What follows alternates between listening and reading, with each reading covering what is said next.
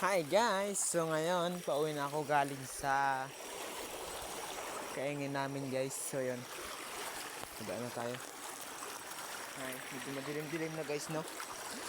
So yun, daan muna tayo sa sapa. Yun guys.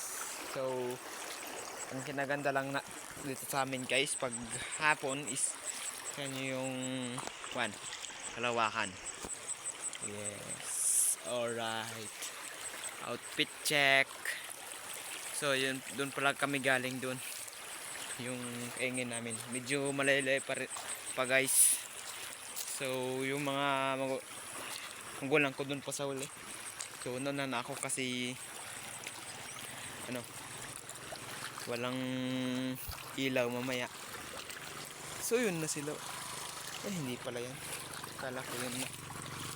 So yun, may mga dumadaan pang sasakyan. Shout out sa inyo. So ito pala guys yung basketball court namin. Ayan. Nakikita niyo yan. Basketball court ng Bait. So yun. So ito lang, yun lang guys. No? Bye bye.